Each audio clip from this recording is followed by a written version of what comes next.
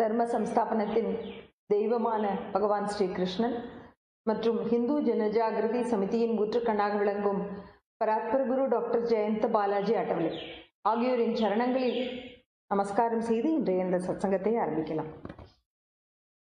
நேற்றுக்கு இந்த ஜோதிட சாஸ்திரம் பற்றி சில முக்கியமான விஷயங்களை பார்த்தோம். இன்றைக்கு அதை தொடர்ந்து கைரேகை, அப்புறம் அமாவாசை பௌர்ணமி அன்று சந்திரனுடைய தாக்கம் என்ன, இது போன்ற விஷயங்களை இன்றைக்கு நம்ம தெரிந்து கொள்ள இருக்கிறோம்.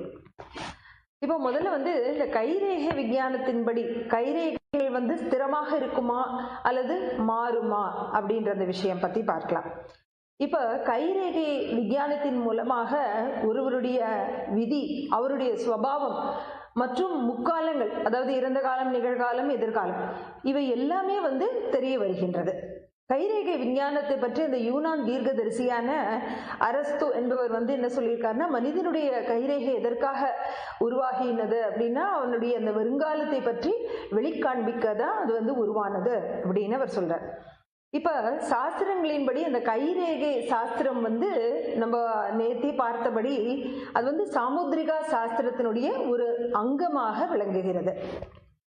இப்ப அந்த கைரேகை விஞ்ஞானத்துல அந்த கைகளினுடைய அமைப்பு, வடிவமைப்பு, நிறம், அந்த தோல் மற்றும் அதனுடைய நகங்கள், இவை எல்லாமே அதுல உள்ளடக்கியது. இருந்தாலும் முக்கியமா அந்த கை ரேகை அதற்கு அதிக முக்கியத்துவம் இந்த கைரேகை விஞ்ஞானத்துல கொடுக்கப்படுகிறது. இப்ப ரேகைகளுடைய அந்த பிரபாவம் மற்றும் வகைகள், அதனுடைய வகைகள் என்ன அப்படின்னு பார்க்கலாம். அது இரு வகைகளை கொண்டது. அந்த கைரேகை ஒன்று முதலாவது அந்த பிறப்பும் போதே ஏற்படக்கூடிய கைரேகைகள். இரண்டாவது பிறப்பிற்கு பின்பு கையில் உருவாகி அழியக்கூடிய அந்த விதமான கைரேகைகள். இப்போ முதலாவது அந்த பிறப்பின் போதே கையில் ஏற்படக்கூடிய ரேகைகள், அது உலக வழக்கில் எப்படி சொல்லலாம்னா, அந்த சிசு வெளியில வரும்போதே மூடிய கைகளுக்குள்ள தன்னுடைய விதியை கொண்டு வருகிறது, அதை வெளிப்படுத்துகிறது அப்படின்னு நம்ம சொல்வார்கள். அந்த பிறப்பில் முக்கியமா என்னென்ன ரேகைகள் காணப்படுகின்றன கையில அப்படின்னா, அந்த ஜீவன் ரேகை, அப்புறம் தலை ரேகை, அப்புறம் இதய ரேகை, அப்புறம் திருமண ரேகை, அப்புறம் சிறிது பெரிதான அந்த விதி, அந்த அவருடைய அந்த தலையில எழுதி வைக்கப்பட்ட அந்த பாக்கியம் விதி, அந்த ரேகைகள், மற்றும் சுக்கிர முத்ரிகா, இதையெல்லாம் அந்த பிறப்பு போதே கையில இருக்கக்கூடிய ரேகைகள். இப்ப இரண்டாவது வகை பிறப்பிற்கு பின்பு கையில் உருவாகக்கூடிய ரேகைகள். இது எப்படி உருவாகிறதுனா, அந்த மனிதன் செய்யக்கூடிய கர்மாக்கள், அந்த கர்மாக்களின்படி அந்த கைகள்ல சில ரேகைகள் உருவாகின்றன, சில அழிகின்றன. இது இந்த செயல்பாடு தொடர்ந்து நடைபெறுகிறது. அதாவது தொடர்ந்து உருவாகி தொடர்ந்து அழிந்து அந்த மாதிரி மாறி மாறி அது நடக்கின்றது. அதோடு சில சுப அசுப சின்னங்கள் அதுவும் தொடர்ந்து ஏற்படுகின்றன, மறைகின்றன. அந்தந்த கர்மாக்களுக்கு தகுந்தா போல இது இந்த செயல்பாடு தொடர்ந்து நடக்கிறது.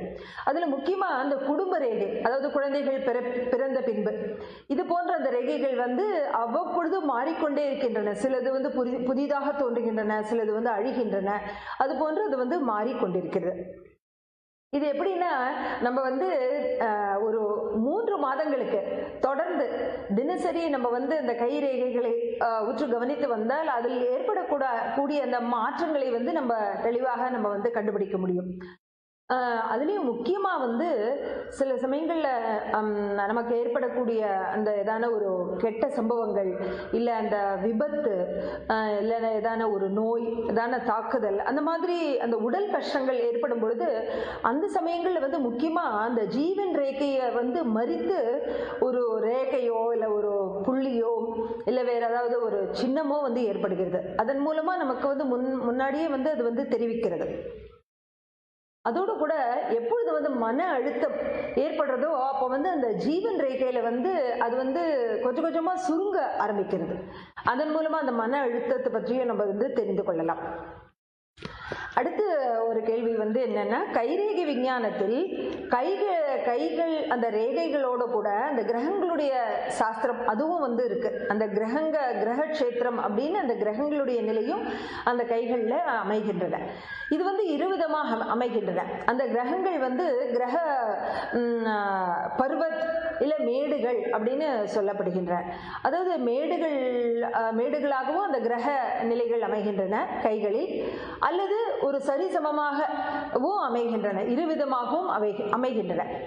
இப்போ மேடாக இருக்கும் பொழுது அந்த கிரக நிலைகள் மிகவும் பலமாக உள்ளன என்பதை வந்து அந்த மேடுகள் காண்பிக்கின்றன. அதுவே அந்த கிரக நிலைகள் வந்து பலவீனமாக இருக்கும் பொழுது அது மேடாக இல்லாமல் சரிசமமாக இருக்கிறது. இப்ப இதனுடைய அர்த்தம் என்ன அப்படின்னா, அந்த கிரக நிலைகள் வந்து மேடாக நல்ல பலமுள்ளதாக இருக்கும் பொழுது அதை உபயோகித்து அவர் செய்யக்கூடிய காரியங்கள் அனைத்திலும் வந்து ஒருவர் வந்து வெற்றி காண முடியும். அதுவே வந்து அது மேடாக இல்லாமல் சரிசமமாக இருக்கும் பட்சத்தில் அவர் வந்து எவ்வளவு முயற்சிகள் செய்தாலும் வந்து அந்த வெற்றி கிடைப்பது மிகவும் கடினமாக இருக்கிறது. அதுதான் அந்த கிரக நிலைகளுடைய அந்த தாக்கம் அந்த கைரேகைகள்ல. அடுத்து வந்து கைரேகைகள்னா அதுல வந்து அந்த விரல்கள், அந்த 5 விரல்களும் வந்து மகத்துவம் வாய்ந்தவை இல்லையா? அதை பத்தியும் நம்ம வந்து தெரிந்து கொள்ளலாம். அதுல முக்கியமா அந்த கைகள்ல வந்து ஏற்படக்கூடிய மிக முக்கியமான ஒரு முத்திரை அது என்னன்னா, கைகளை கூப்பி அந்த நமஸ்கார முத்திரை அப்படின்னு நம்ம சொல்றோம் இல்லையா? அந்த நமஸ்கார முத்திரையை செய்யும் பொழுது இரு கை விரல்களும் ஒன்றோடு ஒன்று, அதாவது அந்த கட்டை விரலோடு கட்டை விரல் இணைகிறது, ஆள்காட்டி விரலோடு ஆள்காட்டி விரல், மத்திய விரலோடு மத்திய விரல், மோதிர விரலோடு மோதிர விரல் மற்றும் சுண்டு விரலோடு சுண்டு விரல், இது எல்லாம் வந்து ஒன்றாக, அதாவது இந்த மாதிரி நம்ம கை கூப்பும் பொழுது அது வந்து ஒன்றாக அந்த மாதிரி இணைகின்றன.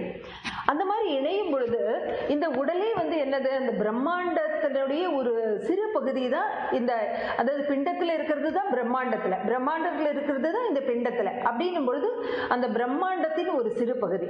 அப்படி நம்ம பார்க்கும் பொழுது இந்த அந்த வடக்கு துருவம் வந்து நம்முடைய இடப்பகுதி ஆகிறது, தெற்கு துருவம் வந்து நம்முடைய வலப்பகுதி ஆகிறது. அந்த வடக்கு துருவமும் தெற்கு துருவமும் அது வந்து இரு கைகளையும் கூப்பும் பொழுது அது இணைவதனால ஒரு சக்கரம் உருவாகிறது.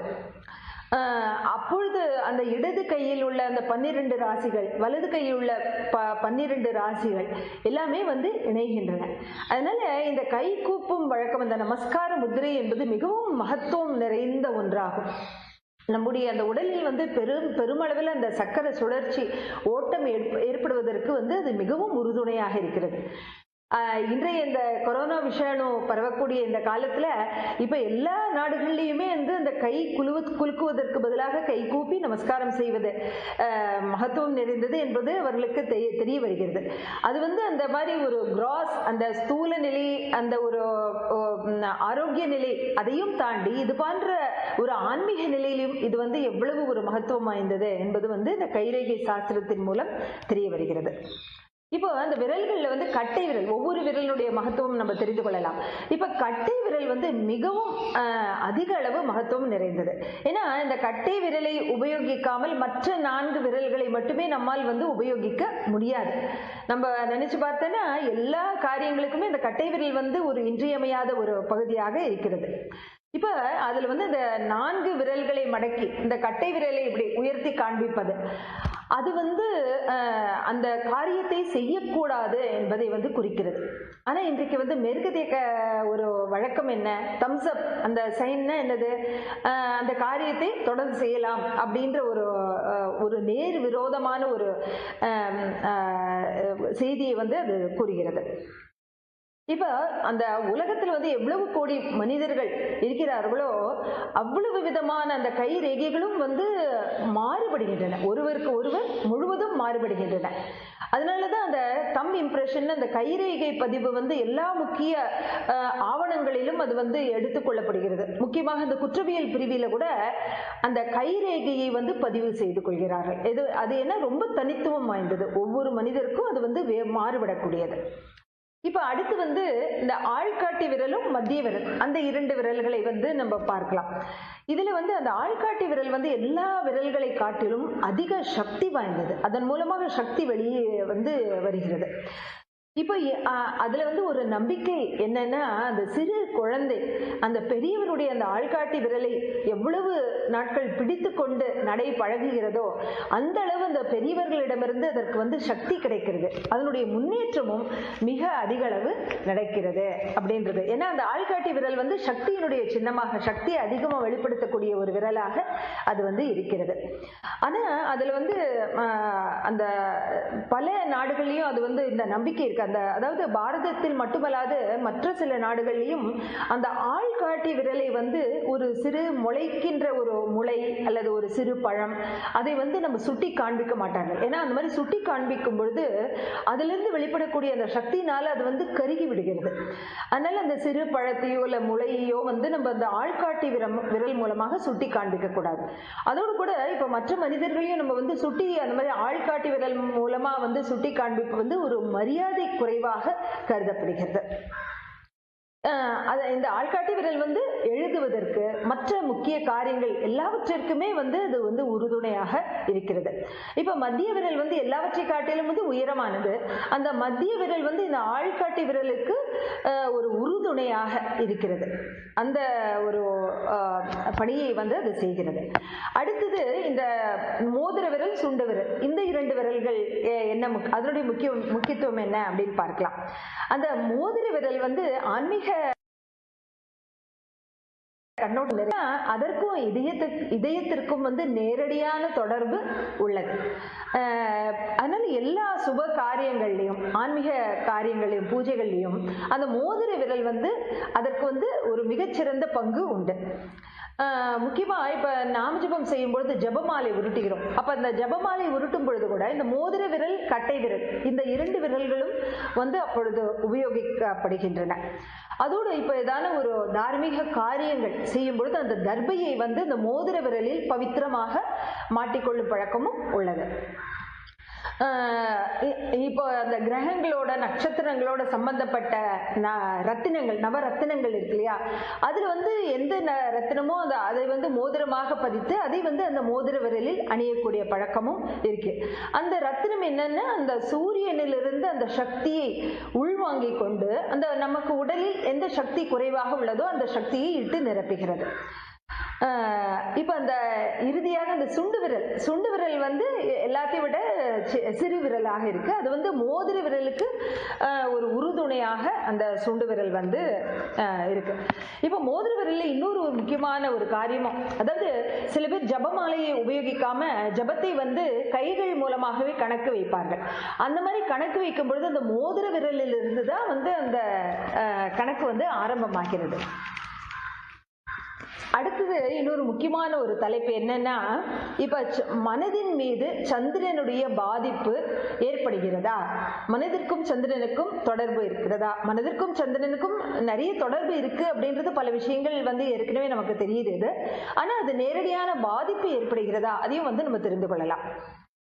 அது வந்து கடந்த சில 10 ஆண்டுகளாகவே இந்த சந்திரனுடைய பாதிப்பு மனதின் மீது ஏற்படுகிறது என்பதும் வந்து விஞ்ஞான பூர்வமாக வந்து நிரூபிக்கப்பட்டுள்ளது. அதற்கான பல ஆய்வுகளும் வந்து தொடர்ந்து நடந்து வருகின்றன. இப்ப உண்மையில வந்து இந்த நட்சத்திரம், கிரகம், உபகிரகம் இவற்றிலிருந்து சூக்ஷ்மமான அதிர்வலைகள் சிறிதளவோ பெரிதளவோ வந்து வெளிவந்து கொண்டே இருக்கின்றன. அப்படி வெளிவரும் பொழுது அதே மாதிரி அந்த சந்திரனிலிருந்தும் அந்த சூக்ஷ்ம அதிர்வலைகள் வெளிவந்து கொண்டிருக்கின்றன. அது வந்து அந்த மனதின் மீது அதிக தாக்கத்தை ஏற்படுத்துகிறது. இப்போ அந்த முக்கியமா சந்திரனிலிருந்து வெளிவரும் அதிர்வலைகள் நம்ம மனதின் மீது அதிக பாதிப்பை, அதிக தாக்கத்தை வந்து ஏற்படுத்துகிறது. இப்ப மனம்னா என்ன? மனம்ல வந்து நம்முடைய உணர்வுகள், ஆசைகள், விருப்புகள், வெறுப்புகள், நம்முடைய சுபாவ தோஷங்கள், ஆளுமைகள் எல்லாமே நிறைந்தது நம்முடைய மனம். அந்த மனதில் வந்து 2 பாகங்கள் உள்ளன. சேத்தன மனம், அவச்சேதன மனம். அதாவது நம்ம புரிந்து கொள்ளும் மொழியில சொல்லணும்னா வெளிமனம், ஆழ்மனம். அந்த வெளிமனம் வந்து 10% தான். அந்த ஆழ்மனம் தான் அதுல வந்து கோடிக்கணக்கான எண்ணப்பதிவுகள், எவ்வளவு பிறவிகள் எடுத்தோமோ அவ்வளவு பிறவிகளுடைய எண்ணப்பதிவுகளும் அதுல வந்து இருக்கு அந்த ஆழ்மனதுல. அப்ப அந்த ஆழ்மனதுல பல எண்ணப்பதிவுகள் இருக்கு இல்லையா? இப்ப சந்திரனுடைய அந்த சூக்ஷ்ம அதிர்வலைகள் என்ன செய்கிறது அப்படின்னா, ஆழ்மனதில் உள்ள எண்ணப்பதிவுகளை விழிப்படைய செய்து அதை வந்து சிந்தனையாக அந்த வெளிமனதிற்கு அனுப்புகிறது. அதனால என்ன ஆகிறதுன்னா, மனதில் அந்த சிந்தனை ஓட்டங்கள், சிந்தனைகள் அலைமோதுவது அதிக அளவு நடக்கின்றன சந்திரனால. இப்போ அந்த இது போன்ற அந்த மனதில் உள்ள அந்த சம்ஸ்காரங்களுடைய தீவிரத்திற்கு ஏற்ப அந்த மாதிரியான ஒரு நினைவுகள் வந்து அந்த வெளிமனதிற்கு வருகின்றன. அந்த சந்திரனுடைய அந்த சூக்ஷ்ம அதிர்வலைகளால் தூண்டப்பட்டு இது போன்ற அந்த எண்ண ஓட்டங்கள் மனதில் வந்து அதிகரிக்கின்றன. இப்ப சந்திரனுடைய பிரபாவத்தை வந்து எவ்விதத்தா நம்மால வந்து உணர முடியுமா அப்படின்னா வந்து அந்த அந்த சந்திரனுடைய தாக்கம் வந்து விலங்குகள்லயும் ஏற்படுகிறது, மனிதர்களையும் ஏற்படுகிறது. ஆனா விலங்குகள் என்ன அப்படின்னா, அந்த ஆழ்மனதுல வந்து ரொம்ப அடிப்படையான ஒரு எண்ணப்பதிவுகள், அதாவது உணவு பற்றி, உறக்கம், இனப்பெருக்கம், இது போன்ற அந்த அடிப்படை பதிவுகள் மட்டுமே வந்து காணப்படுகின்றன. ஏன்னா அவற்றுள் வந்து ஆசைகள், விருப்புகள், வெறுப்புகள் இது போன்ற மற்ற எண்ணப்பதிவுகள் கிடையாது. ஆனா மனிதன் மனதில் அப்படி இல்லை. அந்த மனிதனுடைய ஆழ்மனதில் வந்து எவ்வளவோ எண்ணப்பதிவுகள் இருக்கிறதுனால அதிக அளவு வந்து அதனுடைய தாக்கம் வந்து மனிதனுடைய மனதிலே ஏற்படுகிறது. இப்ப முக்கியமா அமாவாசை அன்று என்ன நடக்கிறது, அந்த சந்திரனுடைய வந்து அந்த ஒளியற்ற இருளான பக்கம் வந்து பூமியை நோக்கி இருக்கிறது. அப்ப வந்து அந்த சமயத்துல அந்த சந்திரனிலிருந்து அதிகமா, ஏன்னா இருள்னாலே வந்து ரஜதம அதிர்வலைகள் அதிகமாக இருக்கும் அப்படின்னு, அப்ப அந்த சமயத்துல அந்த சந்திரனிலிருந்து ரஜதம அதிர்வலைகள் மிக அதிகமாக வெளிப்படுகின்றன. அதனால வந்து அமாவாசை அன்று அந்த மற்ற நாட்களை காட்டிலும் சந்திரனிலிருந்து மிக அதிகமாக அந்த ரஜதம அதிர்வலைகள் பூமியை நோக்கி வருகின்றன. இதற்கு மாறாக இப்ப பௌர்ணமி பார்த்தோம்னா அன்றைக்கு வந்து முழுவதும் ஒளி பொறிந்து இருக்கு இல்லையா? அதனால அன்றைக்கு வந்து ரஜதம அதிர்வலைகள் குறைவாக சந்திரனிலிருந்து வெளிப்படுகின்றன அப்படின்றது தெரிகிறது. ஆனா பௌர்ணமி அன்று என்ன ஒரு செயல்பாடு நடக்கிறதுனா, சந்திரனிலிருந்து வெளிப்படும் அதிர்வலைகள்னால மனதின் செயல்பாடு ஒரு ஊக்கப்படுத்தப்படுகின்றன. அதிக அளவு இந்த சிந்தனைகள் வந்து அதாவது ஆழ் மனதில் எந்த ஒரு குறிப்பிட்ட சிந்தனை மிக ஆழமாக பதிந்துள்ளதோ அது வந்து மேலும் தீவிரமாக்கப்பட்டு ஊக்கப்படுத்தப்படுகிறது. இப்ப அது வந்து 3 விதங்கள்லயும் இருக்கலாம், சத்வ, ரஜ, தமம். இப்ப வந்து உதாரணத்துக்கு இப்போ ஒருத்தர்கிட்ட ரஜோகுணம் அதிகமா இருக்கு, அவர் வந்து ஒரு எழுத்தாளர், ஏதோ ஒரு புத்தகம் எழுதி கொண்டிருக்கிறார் அப்படின்னா அந்த பௌர்ணமி தினத்தன்று அவருடைய அந்த எழுத்தாற்றல், அந்த புத்தகம் எழுத வேண்டும் என்ற இது வந்து மேலும் ஊக்கம் கிடைக்கப்பெற்று மிக அதிக அளவு பக்கங்களே அவரால் வந்து அன்றைக்கு எழுத முடிகிறது. இப்ப அதுவே வந்து ஒருத்தர்கிட்ட காம, குரோத போன்ற வந்து வேண்டாத விஷயங்கள், தமோ குணம் அதிகமா இருக்கு. உதாரணத்துக்கு ஒருத்தர்கிட்ட மது அருந்தக்கூடிய பழக்கம் இருக்கு அப்படின்னா அன்றைக்கு வந்து அந்த மது அருந்த வேண்டும் என்ற ஒரு உந்துதல் மிக அதிக அளவு அவருக்கு ஏற்படுகிறது. அதுவே வந்து சத்துவ பிரதானமான ஒரு மனிதர், சாத்விக மனிதராக இருக்கார், அவருடைய ஆழ்மனதுல வந்து அந்த சாதனை செய்யக்கூடிய எண்ணப்பதிவுகள் அதிக அளவு இருக்கு. அப்போ வந்து அது தூண்டப்பட்டு அந்த பௌர்ணமி அன்று அவர் வந்து அதிக அளவு ஆன்மீக சாதனையில வந்து அவர் ஈடுபடுகிறார். அதனால எந்த ஆழ்மன பதிவு மிக ஆழமாக பதிந்துள்ளதோ அது ஊக்குவிக்கப்பட்டு செயல்பட ஆரம்பிக்கிறது அந்த பௌர்ணமி தினத்தன்று அப்படின்றது தெரிய வருது. இப்ப இன்னொரு கேள்வி, அதாவது பௌர்ணமி மற்றும் அமாவாசை அன்று பூகோள கண்ணோட்டத்தில் வந்து என்ன பரிணாமம் ஏற்படுகிறது அந்த ஜியோகிராபிக்கலா நம்ம பார்த்தோம்னா, அப்ப அந்த பௌர்ணமி அமாவாசை அன்றைக்கு வந்து அந்த சந்திரன் மற்றும் சூரியனின் குருவாக்கர்ஷன் வந்து அதிக அளவில் இருக்கு, ரெண்டுமே நடக்கிறது. இப்ப மற்ற தினங்களை காட்டிலும் அந்த சந்திரன் வந்து அந்த பூமியை அதிக அளவு வந்து ஆகர்ஷிக்கிறான். அந்த பௌர்ணமி அமாவாசையுடன் ஒப்பிடும் பொழுது இந்த ஆகர்ஷணம் வந்து மற்ற நாட்கள்ல குறைவாகவே இருக்கிறது. அதாவது எந்த அளவு அப்படின்னா, அந்த பௌர்ணமி அமாவாசை அன்று 3 மடங்கு அதிக அளவு அந்த பூமியை சுற்றியுள்ள வாயுமண்டலத்தை வந்து சந்திரன் தன் பக்கமாக இழுத்து கொள்கிறான், ஆகர்ஷணம் செய்கிறான். அதனால அதனுடைய பலனாக என்ன ஆகிறது, அன்னைக்கு வந்து அந்த ஹை டைட், லோ டைட் அப்படின்னு சொல்லுவோம் இல்லையா, அந்த பௌர்ணமி போது அந்த சமுத்திரத்தினுடைய ஜலம், அது அந்த நீர் மட்டம் வந்து 3 மடங்கு அதிகமா உயர்கிறது. அதனுடைய அலைகள் வந்து அதிக அளவு அடிக்கின்றன. இப்ப யாருக்கான ஒரு ஜுரம் இருந்ததுன்னா ஜுர வேகம் வந்து அன்றைக்கு அதிக அளவு தீவிரமாகிறது. ஏனென்றால் வந்து அந்த சந்திரன் வந்து சமுத்திர நீரை வந்து மேல் நோக்கி இழுக்கிறான். இப்ப உடம்புல பார்த்தோம்னா உடம்புலயும் வந்து 65% வந்து நீரே உள்ளது, நீரால் நிறைந்துள்ளது இந்த உடம்பு. அதுலயும் முக்கியமா தலைப்பகுதி மற்றும் இதய பகுதியில வந்து 75% நீர்னால நிரம்பியுள்ளது. அதனால அந்த ஜுரமும் வந்து அதிகமாகிறது அப்படின்றது அன்னைக்கு. இப்ப பௌர்ணமி அன்று இந்த அதே நீரினுடைய கதி மற்றும் குணம் வந்து மாறுகிறது. இப்ப விஞ்ஞானிகளின் கூற்றுப்படி அன்றைய தினம், அதாவது பௌர்ணமி அந்த பௌர்ணமி அன்று சந்திரனுடைய அதிக சக்தியின் தாக்கம் வந்து அதிக அளவு உள்ளது. அன்றைக்கு என்னன்னா நம்ம உடம்புல ரத்தத்துல இருக்கக்கூடிய நியூரான் அப்படின்னு சொல்லக்கூடிய ஒரு அணுக்கள் வந்து அதிக அளவு செயல்பாட்டோடு விளங்குகின்றன. அப்ப அந்த நிலையில மனிதர்கள் வந்து ஊக்கம் பெற்றவர்களாக, ஒரு உணர்ச்சி வசப்பட்டவர்களாக இருக்கிறார்கள். அதுலயும் இப்ப வந்து அஜீரண தொந்தரவு இல்ல ஒரு உடல் மந்தம், உடல் செயல்பாடுகள் வந்து ஒரு மந்த நிலை அப்படி இருப்பவர்களுக்கு வந்து அந்த பாதிப்பு இன்னும் மேலும் தீவிரமாக அவர்கள் மீது ஏற்படுகிறது. இந்த மாதிரி பாதிப்பு எல்லாம் ஏற்படாத வண்ணம் நம்ம வந்து பாதுகாக்கப்பட வேண்டும் அப்படின்றதுக்காக தான் இந்த பௌர்ணமி விரதம் அனுஷ்டிக்கக்கூடிய ஒரு வழக்கம் வந்து நம்ம பாரதத்துல இருந்து வந்துள்ளது. அப்ப அதை அனுஷ்டிக்கும் பொழுது இந்த மாதிரியான ஒரு எதிர்மறை தாக்குதல் வந்து நம்மை வந்து பாதிக்காமல் உள்ளது. இது எப்படின்னா, இப்போ ஒரு நீண்ட சுவாசத்தை நம்ம வந்து உள்ளிழுக்கும் பொழுது அப்போ 3 மடங்கு அதிக அளவு சுவாசத்தை நம்மால் உள்ளிழுக்க முடிகிறது. இப்ப அதே போன்ற ஒரு செயல்பாடு தான் வந்து அந்த சந்திரன் வந்து அந்த அமாவாசை பௌர்ணமி அன்று பூமியை நோக்கியும் அதே மாதிரியான ஒரு செயல்பாடு நடக்கிறது. ஏன்னா அன்றைக்கு வந்து பூமியினுடைய வாயுமண்டலத்தை வந்து 3 மடங்கு அதிக அளவு அந்த சந்திரனை நோக்கி ஆகர்ஷிக்கப்படுகிறது. அதனால என்ன ஆகிறது அப்படின்னா, அந்த சூக்ஷ்மமா ஒரு அழுத்த மண்டலம் உருவாகிறது. அந்த அழுத்த மண்டலம்னால அந்த இடத்துல நிறைய தீய சக்திகள் வந்து ஆகர்ஷிக்கப்படுகின்றன. அதனாலதான் அந்த பௌர்ணமி அமாவாசை தினங்கள்ல வந்து இதனுடைய பரிணாமமாக உடல் மனோரீதியாக அந்த தீய சக்திகள் வந்து ஒரு பாதிப்பு ஏற்படக்கூடிய வாய்ப்பு வந்து அபாயம் அதிக அளவு உள்ளது.